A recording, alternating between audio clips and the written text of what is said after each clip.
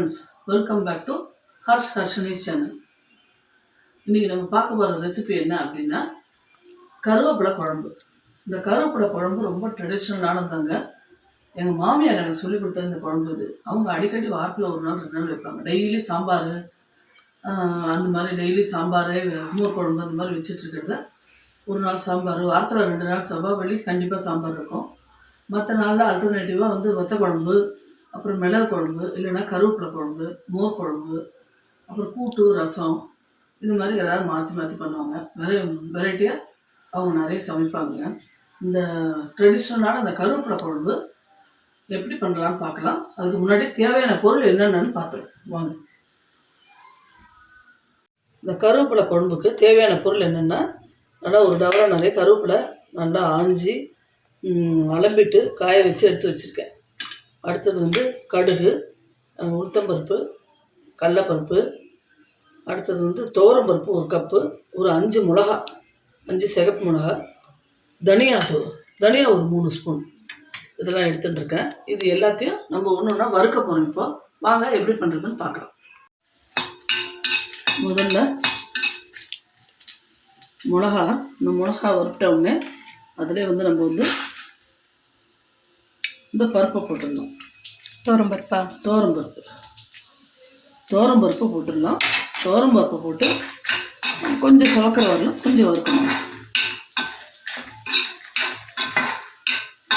இது பார்த்தீங்கன்னா ஒரு 2-3 நாளைக்கு கூட இது நல்லா இருக்குங்க. அப்போல்லாம் எங்கேயாவது ஊருக்கு போகிறது அப்படின்னா, ஜென்ட்ஸ் வீட்டில் தனியாக சமைச்சு சாப்பிட்ற மாதிரி இருந்ததுன்னா, லேடிஸ் ஊருக்கு போகிற மாதிரி இருந்ததுன்னா, ரொம்ப இந்த குழம்பு, புளிக்காய்ச்சல் இதெல்லாம் செஞ்சு வச்சுட்டு போவாங்க. எங்கேயோ ஒரு எமர்ஜென்சி, ஒரு ஊருக்கு போகணும் பக்கத்தில் எங்கேயாவது அப்படின்னா, ஜென்ட்ஸ் மட்டும் வர முடியல, ஆஃபீஸ் ஒர்க்காக இருக்காங்க, அவங்க மட்டும் ஏதோ கை சமையலாக சமைச்சிட்டு ஆஃபீஸ் போயிட்டு இருப்பாங்க. லேடிஸ் ஏதாவது ஊருக்கு போயிட்டு வரணும் அப்படின்னா இந்த கருவேப்பிலை குழம்பு, வத்த குழம்பு, புளிக்குழம்பு, புளிக்காய்ச்சல் இதெல்லாம் வச்சுட்டு போவாங்க. இதெல்லாம் வச்சுட்டு போனால் 2-3 நாள் கூட கெடாது, நீட்டாக இருக்கும். இப்போ இது பாருங்கள், இந்த துவரம்பருப்பு மிளகாவும் நல்லா செவக்க வறுத்து வச்சுருக்கேன் இல்லையா, இது மாதிரி அங்கே இருக்கிற பொருள் எல்லாத்தையும் ஒன்று ஒன்றா வறுத்து வச்சுக்கணும். முடிச்சுட்டு நான் உங்களுக்கு காமிச்சேன். இப்போ பார்த்தீங்கன்னா இந்த கருவேப்பிலை, பெருங்காயம், கடலப்பருப்பு, கொத்தமல்லி விதை, மிளகா, 2 உளுத்தம்பருப்பு, துவரம்பருப்பு எல்லாத்தையும் வறுத்து வச்சுருக்கேன். எல்லாம் எண்ணெய் போட்டு வறுத்துருக்கேன். இந்த இது மட்டும் கருவேப்பிலை மட்டும் எண்ணெய் இல்லாமல் ட்ரையாகவே அப்படியே பண்ணி இதில் போட்டுக்கலாம். அடுத்தது தேங்காய். ஒரு 2-3 நாளைக்கு நீங்கள் வச்சு சாப்பிட்ற மாதிரி இருந்தது அப்படின்னா தேங்காய் சேர்த்துக்க வேணாம், ஸ்கிப் பண்ணிவிடுங்க. எனக்கு இன்றைக்கி ஒரே ஒரு நாளில் இன்றைக்கி ஒரு நாளைக்கு மட்டும்தான் நான் பண்ணுறதுனால, கொஞ்சமாக பண்ணுறதுனால தேங்காய் இதோட சேர்த்துக்க போகிற ஒரு நாள் பண்ணேன். தேங்காய் இதுக்கு ஒரு கேரட்டு, பீன்ஸு பொரியலுக்கு வேக வச்சு எடுத்துருக்கேன் குக்கரில் காய், அதுக்கும் சேர்த்து தேங்காய் கட் பண்ணி எடுத்து வச்சுருக்கேன். வாங்க நான் அரைச்சிட்டு உங்களுக்கு காமிக்கிறேன். கொஞ்சம் எண்ணெய் மட்டும் கொஞ்சம் கூட விட்டுக்கணுங்க. ஒரு தேக்கரண்டி எண்ணெய் விட்டுண்டு கடுகு, இது பார்த்தீங்கன்னா நல்லெண்ணெய் விட்டுக்கணும். கடுகு நல்லா கடுகு வடிச்சதுக்கப்புறம் 2 உளுத்தம்பருப்பு தாளிக்கிறதுக்கு கடலப்பருப்பு 2 இது போட்டிருக்கேன். இது நல்லா செவந்ததுக்கப்புறம் இந்த அரைச்சி வச்சுருக்கேன் இல்லையா, அந்த விழுது, கொத்தமல்லி வரை, கடலப்பருப்பு, துவரம்பருப்பு, மிளகா, அடுத்தது இது பெருங்காயம், தேங்காய் எல்லாத்தையும் கருவேப்பிலை எல்லாத்தையும் வதக்கி எல்லாத்தையும் வறுத்துட்டு மிக்சியில் அரைச்சி விழுதாக எடுத்து வச்சுட்டுருக்கேன். அது இந்த கடுகு வடித்து இது சவந்த உடனே இப்போ இதை போடணும்.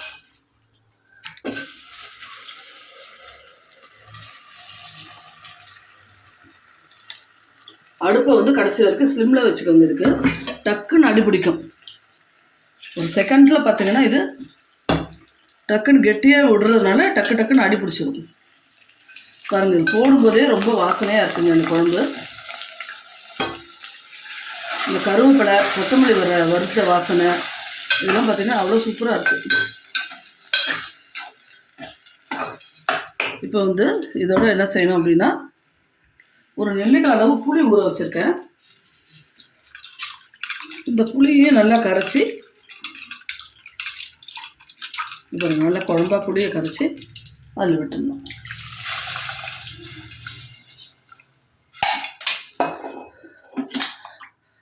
இன்னும் கொஞ்சம் விட்டால் தான் அது கொஞ்சம் தளர இருந்தால் தான் நல்லா கொதிக்கும். கொதித்து அந்த எண்ணெய் எல்லாம் அப்படியே மேலே வரும். ஃபுல்லாக நல்லா கொதித்து தளர இருந்தால் நல்லா கொதித்து அந்த எண்ணெய் அத்தனையும் அது மேலே வரும். மேலே வரும்போது அதான் அதுக்கு வந்து நிறுத்திடணும். அதான் பதம்.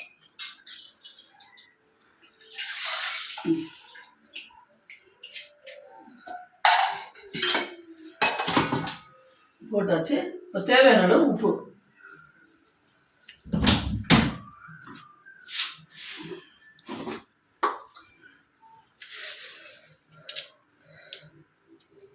பாருங்க, உப்பு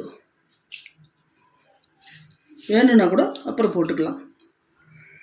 டேஸ்ட் பண்ணி பார்த்துட்டு வேணும்னா போட்டுக்கலாம். சரியாக இருக்கும், மோஸ்ட்லி சரியாக இருக்கும்.